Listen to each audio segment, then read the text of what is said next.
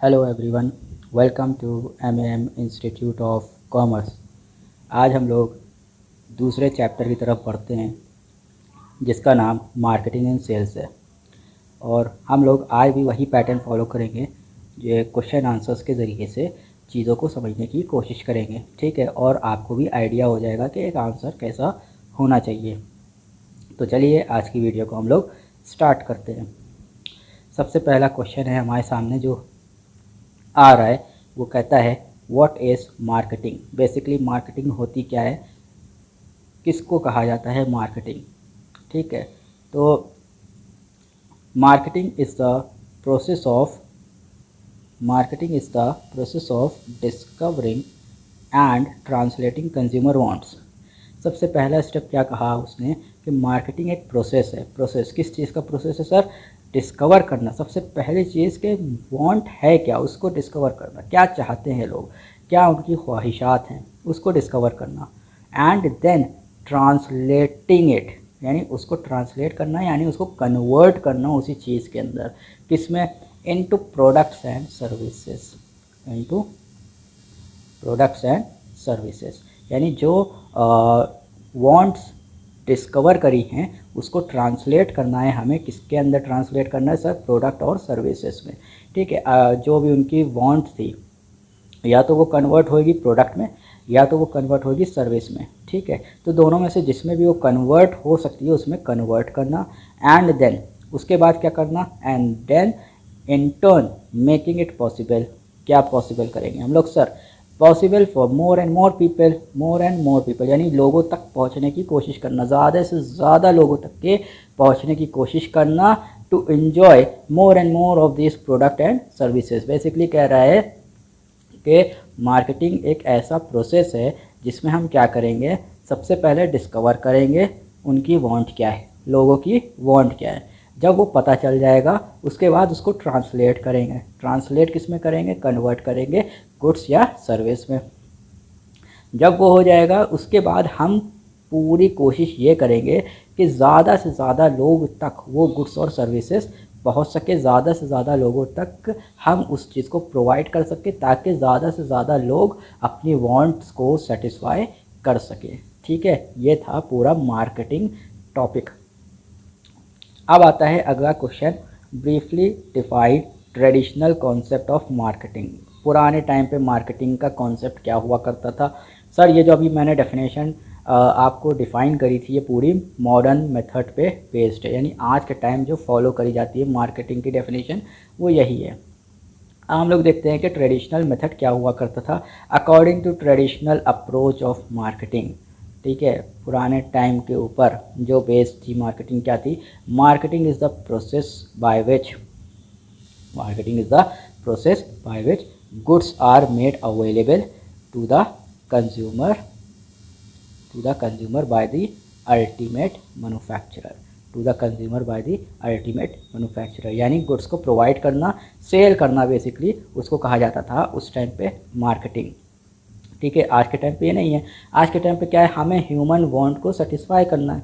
उसको सेटिस्फाई करने के लिए सबसे पहले पता होना चाहिए कि ह्यूमन वांट क्या है, तब हम उस तरीके का गुड्स या सर्विस प्रोवाइड कर पाएंगे, तभी हम उनकी वांट को सेटिस्फाई कर पाएंगे। ठीक है, यानी आज के टाइम की मार्केटिंग कहती है हम प्रॉफिट तो कमाएंगे लेकिन ह्यूमन की वांट को सेटिस्फाई करके। ठीक है, पहले की जो डेफिनेशन थी वो ये नहीं कहती थी हमें बेचना है, कुछ भी बेचे हमें प्रॉफिट कमाना है, कुछ भी बेच के हम कमाएंगे। ठीक है, आज के टाइम पे ये चीज़ नहीं चलती, क्योंकि customer is the king of the market. अब आता है दूसरा क्वेश्चन कि प्रोडक्ट होता क्या है, डिफाइंड प्रोडक्ट। अब product may be defined as a set of tangible and intangible attributes offered by the seller to the customer। ठीक है, प्रोडक्ट क्या है? ये तो सेट है किस चीज़ का? टैंजिबल और intangible attributes offered by the seller to the customer. अगला क्वेश्चन, डिफाइन सर्विस। सर्विस क्या होती है sir?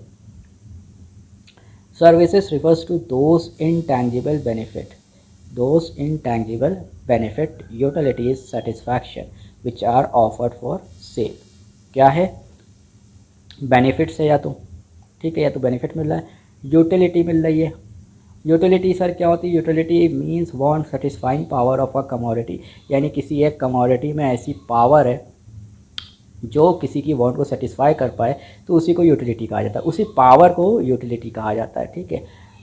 And satisfaction which are offered for sale, जैसे ट्रांसपोर्टेशन, कम्युनिकेशन, बैंकिंग, ये सब सर्विस के एग्जाम्पल हैं।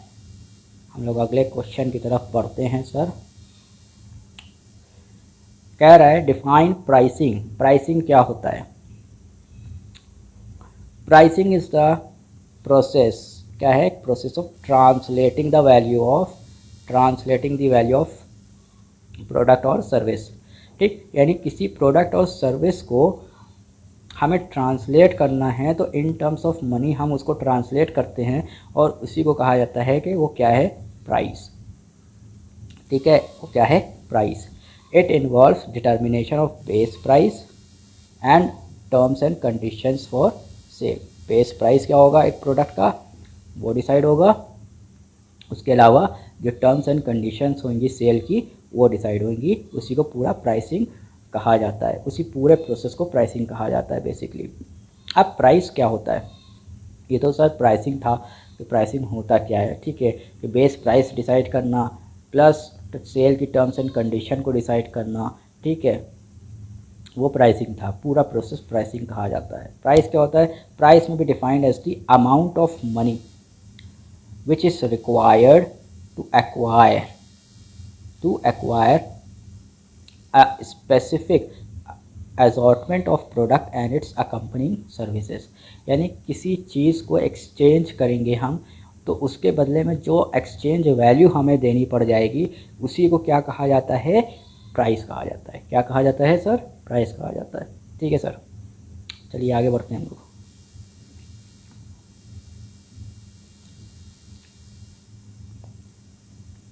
Explain the 5 objective of marketing. Marketing के क्या ऑब्जेक्टिव है,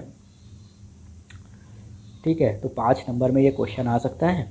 तो हमने ये 2 मार्क्स में भी आ सकता है, 5 मार्क्स में भी आ सकता है, ठीक है।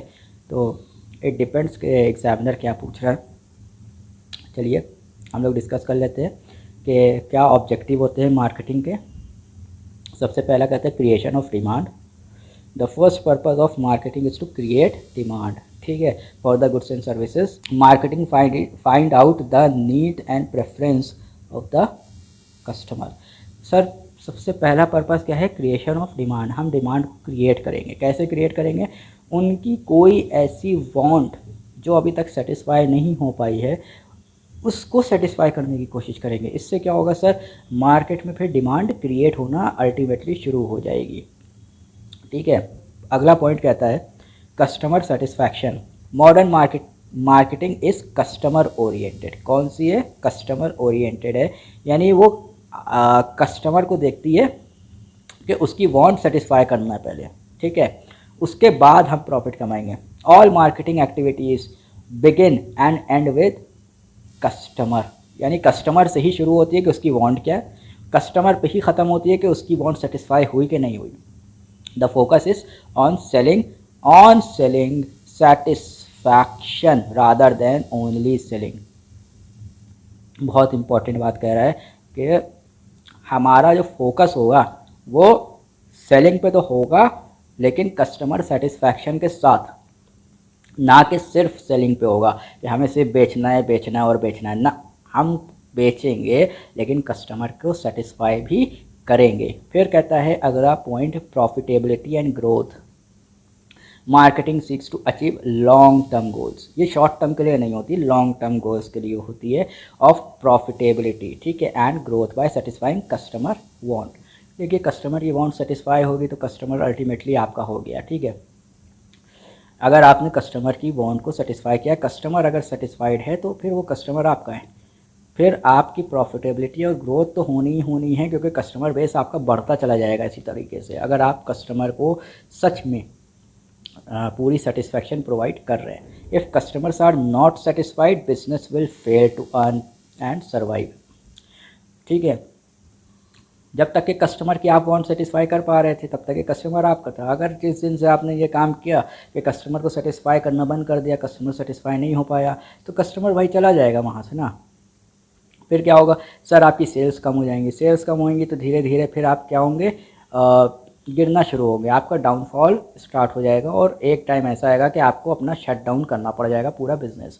Therefore modern marketing begins and and with customer. Old या ट्रेडिशनल मेथड क्या था, सिर्फ सेलिंग पे बेस्ड था, लेकिन जो मॉडर्न मेथड है वो किस पे बेस्ड है, begin and and with customer. ठीक है, इसके बाद कहता है गुडविल। हमें गुडविल भी क्रिएट करनी है। गुडविल क्या है सर, रेप्यूटेशन।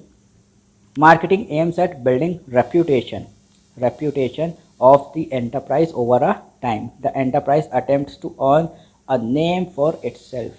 नाम कमाना है उसको मार्केट में कि वो ब्रांड बन जाए एक पूरी। ठीक है, and build its position in the market by selling quality products at reasonable prices. Eight reasonable prices कह रहा है कि हमें अपना नाम करना है कि हम क्वालिटी ऑफ प्रोडक्ट भी प्रोवाइड करते हैं, साथ में रीज़नेबल प्राइस लेते हैं। मार्केट में हाई फाई जो प्राइस चार्ज हो रहे हैं वो नहीं लिया करते हैं। ठीक है, तो इससे क्या होगा, एक हमारी ब्रांड बिल्ड हो जाएगी मार्केट के अंदर। ठीक है, फिर अगला पॉइंट कहता है standard of living. Marketing aims at improving the standard of living of people by providing wide variety of product and services. बहुत ज़्यादा वैरायटी में गुड्स और सर्विसेज आपके लिए अवेलेबल होंगे तो आपका स्टैंडर्ड ऑफ लिविंग भी हाई होगा, नए नए प्रोडक्ट्स आएंगे, बेटर क्वालिटी ऑफ प्रोडक्ट्स आएंगे, तो उससे स्टैंडर्ड आपका अल्टीमेटली राइज होना है। ठीक है, एडवांस लेवल की टेक्नोलॉजी जो आएगी उससे क्या होता है, आपके स्टैंडर्ड्स में चेंजेस देखने को मिलते हैं। ठीक है, अब अगला क्वेश्चन बहुत इम्पॉर्टेंट क्वेश्चन है, ये बहुत ही इम्पोर्टेंट। मार्केटिंग और सेल्स का डिफरेंस पूछ रहा है, 5 मार्क्स में ये भी आ सकता है कि मार्केटिंग और सेल्स में क्या डिफरेंसेस पाए जाते हैं। सबसे पहले कहता है marketing means identifying and satisfying customer want. ठीक है, मार्केटिंग का मतलब क्या है, सबसे पहले आइडेंटिफाई करो, उसके बाद सेटिस्फाई करो कस्टमर की वांट को। Selling means selling of goods for money, पैसे के लिए गुड्स को बेचो, that is called selling. Marketing is customer oriented. Marketing क्या है, कस्टमर ओरिएंटेड है। ठीक है, सेलिंग क्या है, प्रोडक्शन ओरिएंटेड है। ठीक है, तो वहाँ पे प्रोडक्शन जितना ज़्यादा होगा उतना ज़्यादा प्रॉफिट उनके हिसाब से, यहाँ पे क्या है, कस्टमर जितना सेटिस्फाई होगा उतना ज़्यादा ये सेल्स अपनी करके जाएंगे। The scope of marketing is wide. Marketing का स्कोप वाइड होता है। ठीक है, जबकि the scope of selling is narrow, उनका स्कोप छोटा होता है। मार्केटिंग में बहुत सारे प्रोसेस से गुजारना पड़ता है और बड़ा लंबा चलता है। सेलिंग में क्या है, सेल करके हम चले गए, वहीं पे ख़त्म हो जाती है। मार्केटिंग वहाँ पे ख़त्म नहीं होती है। ठीक है, marketing begins before production. Marketing production से पहले स्टार्ट होती है, कंटिन्यू रहती है आफ्टर सेल। मैंने अभी आपसे बात कही थी कि मार्केटिंग क्या है, ख़त्म नहीं होती है। सेलिंग क्या है, सेल्स के साथ ख़त्म हो जाती है, मार्केटिंग ख़त्म नहीं होती है। वही कह रहा है कि मार्केटिंग शुरू तो होती है प्रोडक्शन से पहले, लेकिन मार्केटिंग कंटिन्यू रहती है सेल के बाद भी। सेलिंग क्या है, स्टार्ट होती है आफ्टर प्रोडक्शन, यानी प्रोडक्शन हो गया उसके बाद सेलिंग स्टार्ट होएगी।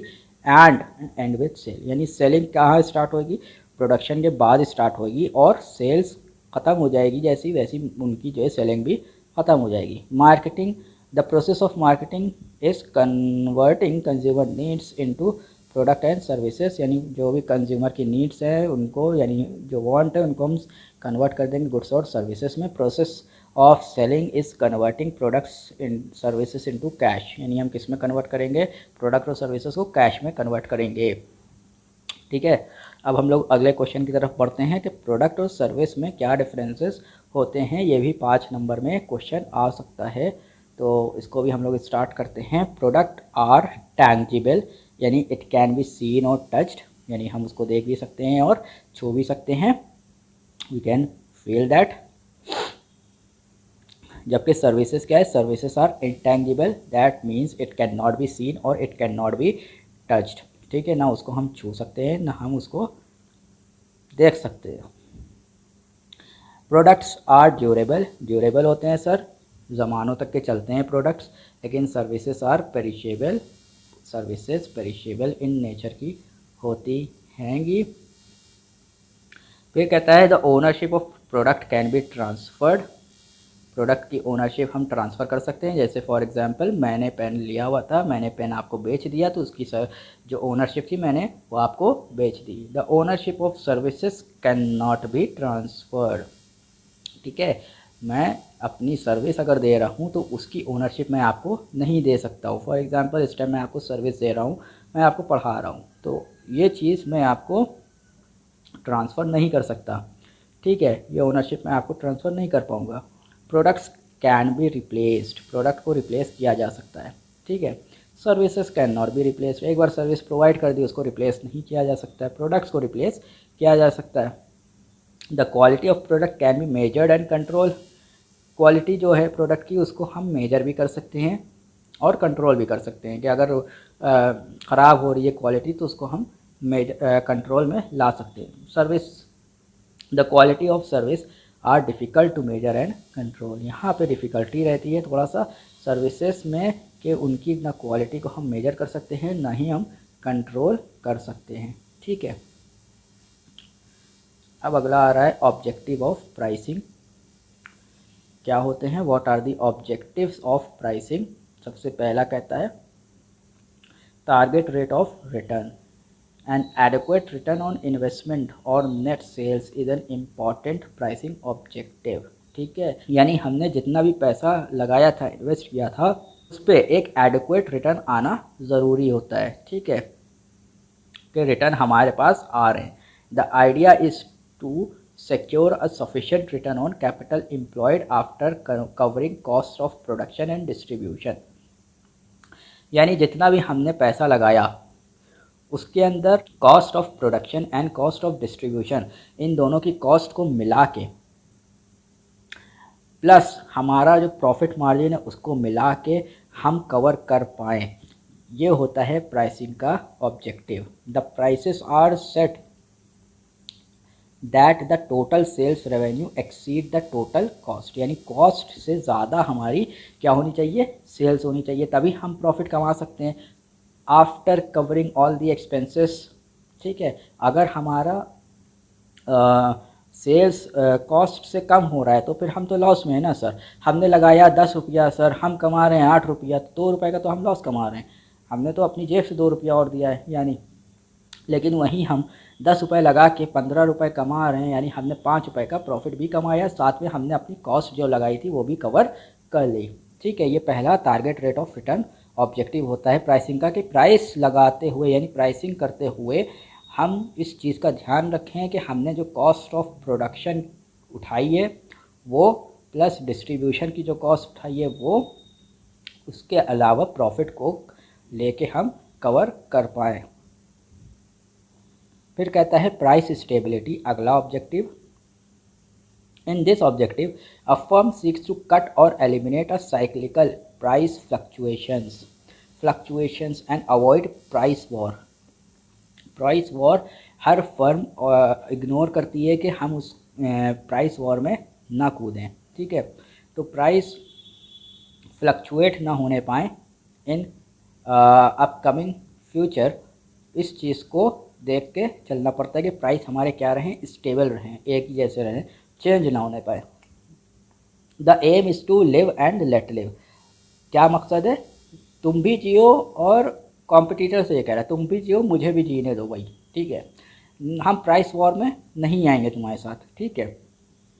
The goal is used in an industry having few firms, यानी ओलिगोपोली मार्केट टाइप होती है, यहाँ बहुत कम सेलर्स होते हैं लेकिन बड़े लेवल पे काम करते हैं ये सेलर्स, ठीक है।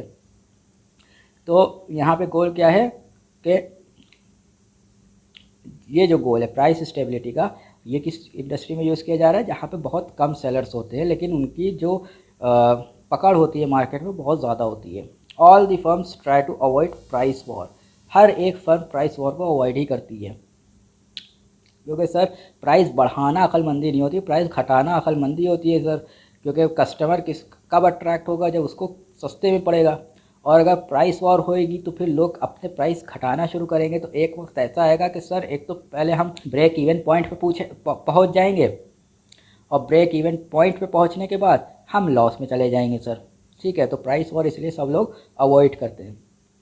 Price stability helps in planned and regular production in the long run. अगर प्राइस स्टेबल है तो आप रेगुलर बेसिस पे अपने प्रोडक्शन भी कर सकते हैं और अपना बिजनेस चला सकते हैं। फिर अगला पॉइंट कहता है मार्केट शेयर।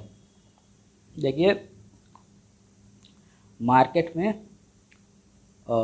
टोटल जो सेल होती है उसमें हर फर्म का कुछ ना कुछ शेयर होता है, कुछ ना कुछ हिस्सा होता है। ठीक है, तो वही कह रहा है market share is very meaningful mark for measuring the market position. ठीक है, कि एक ऑर्गेनाइजेशन में मार्केट में कितना शेयर ले रखा है अपनी सेल्स का। ठीक है, तो इससे क्या पता चलता है मार्केट में कि एक कॉमर्शियल ऑर्गेनाइजेशन सक्सेसफुल है या नहीं है। Therefore maintaining and improving market share is more worthwhile objective. ठीक है, जितना ज़्यादा आप मार्केट में जो है अपना शेयर बढ़ाएंगे, यानी जितना कैप्चर आप कर पाएंगे मार्केट को, उतना ही ज़्यादा आपके लिए अच्छा होगा। ठीक है, तो आप यानी ग्रो कर रहे हैं, एक तरह से ऑर्गेनाइजेशन आपकी ग्रो कर रही है। This pricing objective is followed by operating in an expanding market. अगर मार्केट एक्सपेंड कर रही है तो वहाँ पे ये ऑब्जेक्टिव फॉलो किया जा सकता है। फिर आगे कहता है मीट और प्रिवेंट कंपटीशन। या तो कंपटीशन से लड़ेंगे या तो प्रिवेंट करेंगे, उससे बचेंगे। In in a market characterize by cut throat competition, जहाँ पे गला काट कंपटीशन चल रहा है। फर्म्स और often take pricing decisions to meet. या तो फर्म डिसीजन लेगी कि हम कंपटीशन करेंगे या तो प्रिवेंटिव करेंगे। An established firm cut it's price drastically. अगर बहुत टाइम से एक फर्म काम कर रही है तो उसको इकोनॉमीज ऑफ स्केल का बेनिफिट मिल रहा होगा। ठीक है, तो वो अपने प्राइस को ड्रास्टिकली भी काट देगी ना, उसको इतना ज़्यादा फ़र्क नहीं पड़ने वाला है। ठीक है, लेकिन अगर कोई नई एंट्री हुई भी है उसके लिए ये पॉसिबल है ही नहीं किसी भी हाल में कि वो इतने ज़्यादा प्राइस अपने कम कर दे प्रोडक्ट के, to prevent competitors from entering into the market. ठीक है, ये फॉलो किया जाता है इन रियलिटी। ठीक है, कोई नई फर्म एंट्री लेने जा रही थी, हमने उतने प्राइस गिरा दिए कि वो आने से पहले ही मार्केट से बाहर हो गई, मार्केट में तो एंटर ही नहीं कर पाई। ठीक है, तो ये काम किया जाता है। Sometimes a company adopts below pricing to fight competition. ठीक है, यानी कभी कभी क्या करते हैं कॉस्ट हम ज़्यादा इंकर करते हैं लेकिन हमारी प्राइस उससे कम होती है ताकि हम कंपटीशन को झेल सकें। अगला पॉइंट आता है profit maximisation. Firms pursuing this objective try to earn as much money as possible. ठीक है, प्रॉफिट मैक्सिमाइजेशन के अंदर क्या होता है ऑब्जेक्टिव कि हम जितना ज़्यादा हो पाए उतना ज़्यादा प्रॉफिट कमा के चले जाएं। Due to high profits new entrepreneur will be attracted to the industry and prices will come down in the long run. कहना क्या चाह रहा है सर? सर होता क्या है कि डिमांड और सप्लाई आपने पढ़ा होगा इकोनॉमिक्स के अंदर, आई होप सो। तो अगर किसी इंडस्ट्री के अंदर आप एंटर होते हैं और वहाँ पे आप बहुत अच्छा प्रॉफिट कमा रहे होते हैं, तो होता क्या है कि जो दूसरी ऑर्गेनाइजेशंस है वो ये चीज़ देखती हैं। अब जब वो ये चीज़ देखती हैं कि प्रॉफिट बहुत ज़्यादा है तो वो भी एंटर हो जाती हैं उस मार्केट में। ठीक है, तो क्यों प्रॉफिट ज़्यादा हो रहा था सर? क्योंकि डिमांड बहुत ज़्यादा थी उस टाइम पे, वहाँ पे सप्लाई इतनी नहीं थी।